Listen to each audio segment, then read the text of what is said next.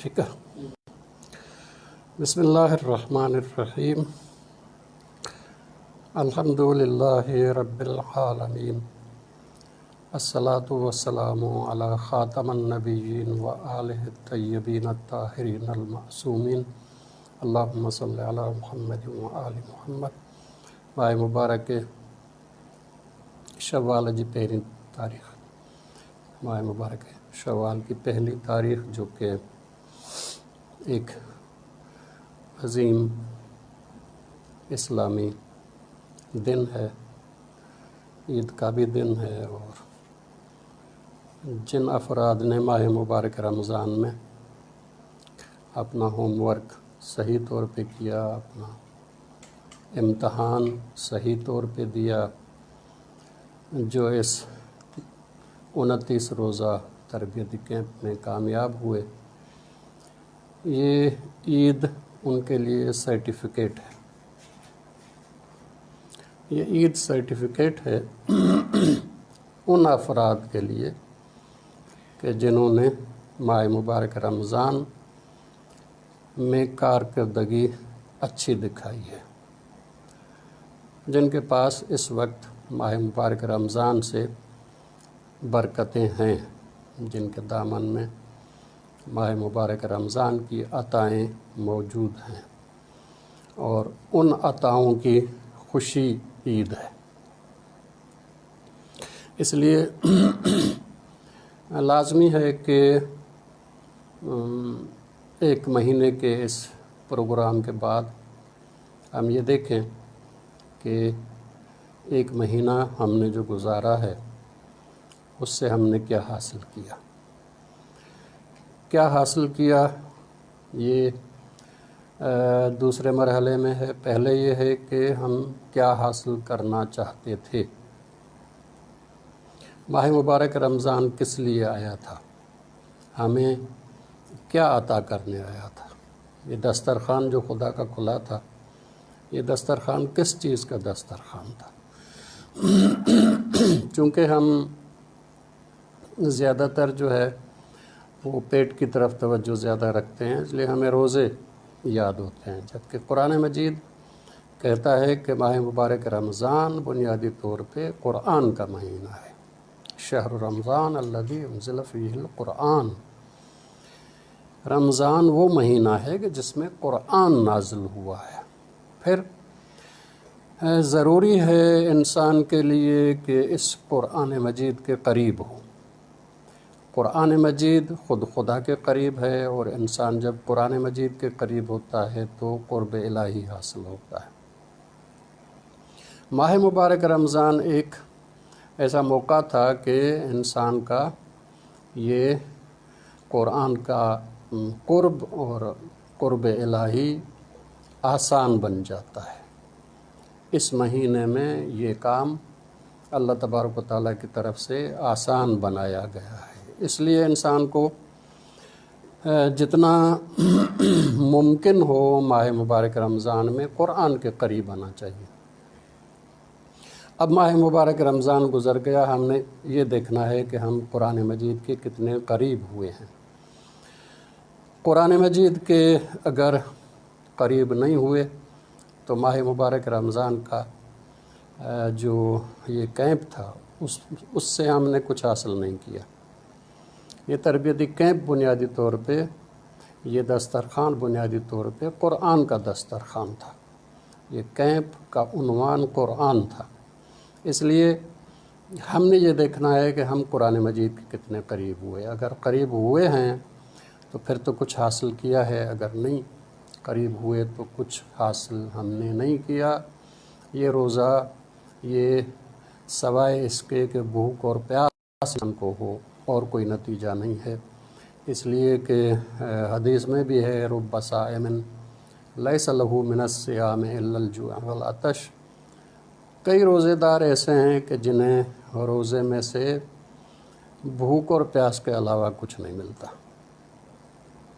لیکن اگر انسان واقعی قرآن مجید کے دسترخوان پہ بیٹھے، جیسے ایک حدیث ہے کہ امیر المومنین علی بن ابی طالب علیہ الصلوۃ والسلام نے فرمایا کہ کوئی شخص ایسا نہیں ہے جو قرآن مجید کے پاس بیٹھنے کے بعد اٹھے لازماً یا اس کے اندر کچھ کمی آئے گی یا اس کے اندر کچھ اضافہ آئے گا۔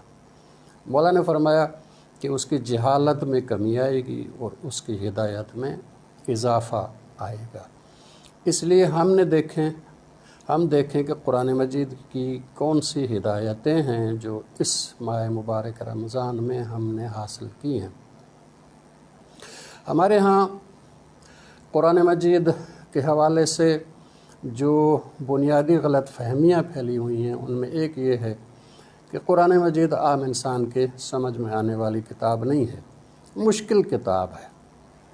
قرآن مجید بہت مشکل ہے، اس کو سمجھنے کے لیے یا نبی چاہیے یا معصوم شخصیت چاہیے، ہم کہاں اور قرآن کہاں؟ جی نہیں، قرآن مجید کو اللہ تبارک و تعالیٰ نے ایسا بنایا ہے کہ کوئی بھی شخص اس کے پاس بیٹھے اسے قرآن مجید اس کی حیثیت کے مطابق ہدایت لازمی طور پہ عطا کرتا ہے۔ ہم نے یہ دیکھنا ہے کہ ہم نے ماہ مبارک رمضان میں کیا ہدایت حاصل کی۔ زیادہ اس حوالے سے بات نہیں کریں گے اس لیے کہ عید کی مناسبت ہے۔ امام حسن علیہ السلام اسی فطر کی عید میں جب اپنے گھر سے باہر نکلے تو دیکھا کہ بہت سارے نوجوان ہیں جو خوشیاں منا رہے ہیں، مختلف طریقے سے عید کی کھیل اور کود میں مصروف ہیں۔ مولا کھڑے ہو گئے اور پھر تعجب کیا، اور امام حسن علیہ السلام نے فرمایا کہ ماہ مبارک رمضان نیکیوں میں دوڑنے کا ایک مہینہ تھا، ایک میدان تھا، اور سبقت حاصل کرنے کا ایک موقع تھا کہ انسان آگے بڑھے، انسان منزل پہ جلدی پہنچے۔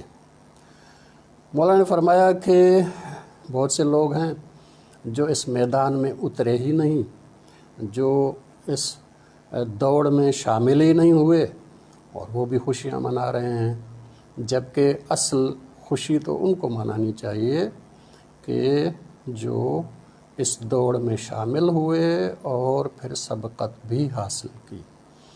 اس لیے ہم نے یہ دیکھنا ہے کہ اس دوڑ میں ہم شامل ہوئے ہیں کہ نہیں ہوئے ہیں، اور پھر ہم نے یہ دیکھنا ہے کہ قرآن مجید کے کتنے قریب ہوئے۔ یہ ماہ مبارک رمضان کے 29-30 دن ہر سال ہمارے پاس آتے ہیں۔ اگر زندگی میں ہم امت محمد اور امت اسلامی ایک رمضان صرف اس طرح رکھے کہ ساری دنیا کے مسلمان یہ فیصلہ کریں کہ اس ماہ مبارک رمضان میں ہم نے حلال رزق جو کمانے کے لیے ٹائم ہے وہ تھوڑا کم کریں گے، دن میں 2 گھنٹے 3 گھنٹے جو ضروری ہے وہ کریں گے، اور باقی ہم قرآن سیکھیں گے، اور باقی ہم اپنے اندر تبدیلی لائیں گے، باقی ہم اپنے اندر اخلاقیات قرآن پیدا کریں گے۔ میں نہیں سمجھتا کہ اگر اس طرح سے امت صرف ایک ماہ مبارک رمضان اچھے طریقے سے پہلے پلاننگ کر کے گزارے تو امت میں تبدیلی نہ آئے۔ ماہ مبارک رمضان آتا ہی اس لیے ہے تاکہ انسان کو بدل دے، تاکہ انسان کے اندر ایک تبدیلی پیدا کرے اور اچھائی کی طرف انسان اپنا راستہ تلاش کرے۔ یہ ماہ مبارک رمضان کی خصوصیت تھی۔ اب عید کے حوالے سے، جس کو ہم عید فطر کہتے ہیں، یہ عید فطر جو ہے وہ فطرت کے حوالے سے ہے۔ انسان کو اللہ تبارک و تعالیٰ نے جو جسمانی ایک بناوٹ دی ہے اس کا نام خلقت ہے، اور جو روحانی بناوٹ ہے اس کا نام فطرت ہے۔ فطرت انسان کی روحانی بناوٹ کا نام ہے، اس کے روحانی سانچے کا نام ہے، قالب کا نام ہے، اور ظاہری جو قالب ہے انسان کا، شکل و صورت ہے، وہ خلقت ہے، اور روحانی شکل و صورت جو ہے وہ فطرت ہے۔ اس فطرت میں دو چیزیں ہیں، ایک یہ ہے کہ کچھ چاہتے ہیں جو کہ اللہ تبارک و تعالیٰ نے اچھی چیزوں کی چاہتیں، فائدہ مند چیزوں کی چاہتیں رکھی ہیں، جیسے علم کی چاہت، کمال کی چاہت، اور اسی طرح سے اخلاق کی چاہت، اسی طرح سے خدا کی بندگی کی چاہت، خدا تلاشی کی چاہت، یہ چاہتیں رکھی ہیں۔ اسی طرح سے کچھ علوم رکھے ہیں، علم رکھا ہے۔ ان فطری علوم اور چاہتوں کو ملائیں تو انسانی فطرت بنتی ہے۔ انسان کے اندر جتنی چاہتیں اللہ نے رکھی ہیں وہ سب نیک چاہتیں ہیں، لیکن انسان دنیا میں آتا ہے، اپنے اندر کچھ عادتیں ایسی پیدا کر لیتا ہے کہ جس کے نتیجے میں اس کے اندر میں بری چاہتیں پیدا ہو جاتی ہیں۔ اب یہ انسان کی فطرت جو نیک تھی وہ دب گئی، اور اس کے اوپر جو ہم نے بری عادتیں اپنی اپنا لی وہ حاوی ہو گئی ہیں۔ اب یہ ماہ مبارک رمضان آیا تھا تاکہ ہم وہ بری عادتیں اپنے اندر سے نکالیں اور جو الہی فطرت ہے اس کو دوبارہ اس دبی ہوئی حیثیت سے نکالیں اور اپنی زندگی میں لائیں۔ یہ فطرت کی طرف واپسی کا نام عید الفطر ہے۔ عید لفظ بھی واپسی کے معنی رکھتا ہے، اور عید الفطر کا مطلب یہ ہے کہ فطرت کی طرف انسان کی واپسی۔ اب اگر ماہ مبارک رمضان میں میرے اندر جتنی بری عادتیں تھیں، کم از کم اگر ایک عادت بھی میں نے وہ نکال لی ہے اور ایک فطرت کی طرف واپس آیا ہوں، تو بھی اسے حق ہے کہ وہ آج کے دن عید منائے۔ اگر انسان نے کوئی ایک اچھی عادت اپنے اندر ڈالی اس ماہ مبارک رمضان میں، مثلا پہلے تلاوت کی اس کو عادت نہیں تھی، تلاوت کی عادت ڈالی ہے، تلاوت قرآن کی، پہلے قرآن مجید کا ترجمہ نہیں پڑھتا تھا، اب عادت ڈالی ہے اپنے اندر قرآن مجید کو ترجمے کے ساتھ پڑھنے کی اور سمجھنے کی، تو بھی انسان حق رکھتا ہے کہ آج کا دن عید کے طور پہ، خوشی کے طور پہ منائے۔ لیکن اگر انسان نے اس ماہ مبارک رمضان میں نظر یہ کہ اپنی بری عادتیں نہیں نکالی ہیں بلکہ ان کو اور زیادہ آگے بڑھایا ہے، ہمارے معاشرے میں، بازار میں مثلا شعبان کی آخری تاریخ کو جائیں تو آپ کو قیمتیں ایک نظر آئیں گی، اگلے ہی دن ماہ مبارک رمضان آ گیا، قیمتیں آسمان پہ چڑھ جاتی ہیں۔ تو یہ ہم نے نہ صرف یہ کہ بری عادتیں اپنی نکالی نہیں، بلکہ ماہ مبارک رمضان میں ہم نے بری عادتیں اور زیادہ اپنی بڑھا دی۔ ایسے انسان کو حق نہیں پہنچتا کہ وہ آج کا دن عید کے طور پہ منائے، اس لیے کہ وہ نہ صرف یہ کہ فطرت کی طرف واپس نہیں آیا بلکہ فطرت سے اور زیادہ دور ہو گیا ہے۔ اب نہ معلوم وہ کس چیز کی خوشی منا رہا ہے۔ یہی جملہ امام حسن علیہ السلام نے فرمایا تھا کہ لوگوں کو معلوم نہیں ہے کہ ان کے اندر سے کوئی برائی نکلی ہے، کوئی اچھائی آئی ہے، کوئی سبقت کی ہے، کوئی آگے بڑھے ہیں، خامخواہ خوشیاں منا رہے ہیں۔ ہو سکتا ہے کہ فیل ہو گیا ہے ایک لڑکا اور مٹھائی کا ڈبہ لے کے اور سب کو کھلا رہا ہے اور خوشی منا رہا ہے جبکہ وہ فیل ہو چکا ہے۔ ہمارے معاشرے کے اکثر لوگوں کی ہماری حالت یہی ہے کہ ہم ماہ مبارک رمضان سے فیل ہو کے نکلتے ہیں اور خوشی منانا اپنا حق جانتے ہیں۔ یہ ایک عاقلانہ عمل نہیں ہے۔ ہماری ذمہ داری ہے کہ اگلے ماہ مبارک رمضان کے لیے آج سے اپنی پلاننگ شروع کریں، کیونکہ 30 دن کا یہ تربیتی پروگرام کوئی اس طرح کا نہیں ہے کہ 2 دن کے اندر اس کی پلاننگ ہو۔ آج سے ہم پلاننگ کریں کہ اگلے ماہ مبارک رمضان کے لیے ہم قرآن مجید کے کس طرح سے قریب آئیں گے اور کتنا قریب آئیں گے، اس کے لیے ہمارے پاس ذرائع کیا ہونے چاہیے، وسائل کیا ہونے چاہیے، کیا کریں گے ہم۔ یہ ساری پلاننگ اگر آج سے شروع کریں اور کم از کم اگر اگلا ماہ مبارک رمضان ہم بہتر طور پر گزاریں تو پھر اگلا ماہ مبارک رمضان گزرنے کے بعد ہم حق رکھتے ہیں کہ عید منائیں، ورنہ فیل ہونے کے بعد خوشی منانا عاقلانہ عمل نہیں ہے۔ انشاءاللہ والسلام علیکم ورحمۃ اللہ وبرکاتہ۔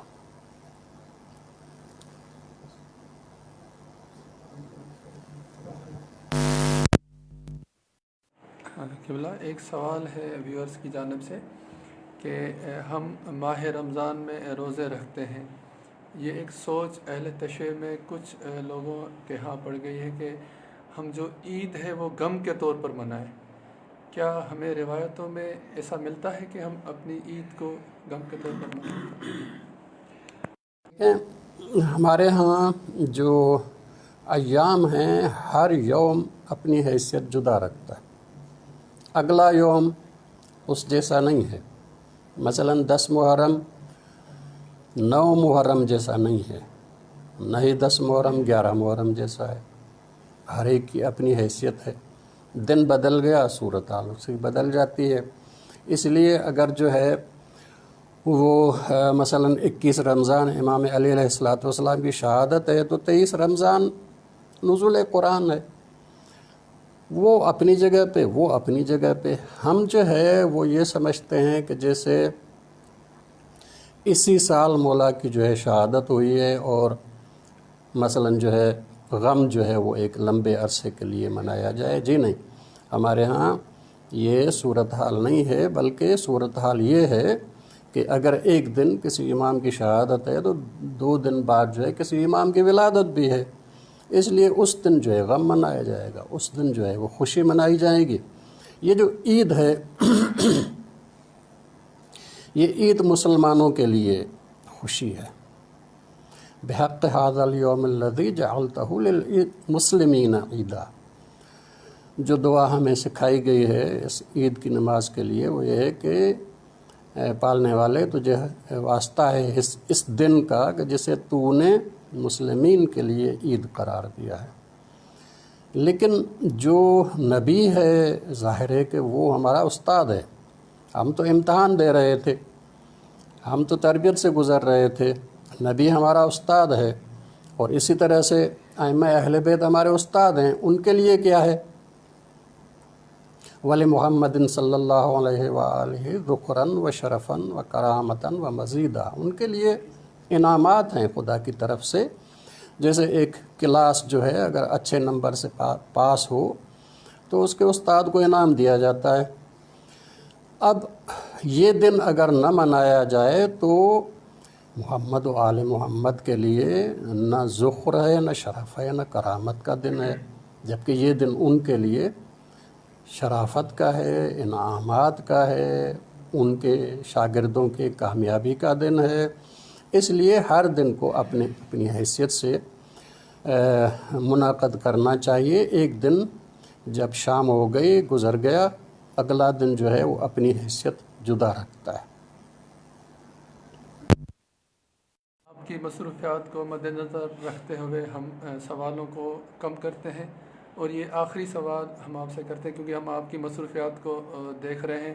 آج کا عید کا دن ہے، آپ بہت زیادہ مصروف ہیں اور ہم آپ کے شکر گزار ہیں کہ آپ نے ہمیں ٹائم دیا۔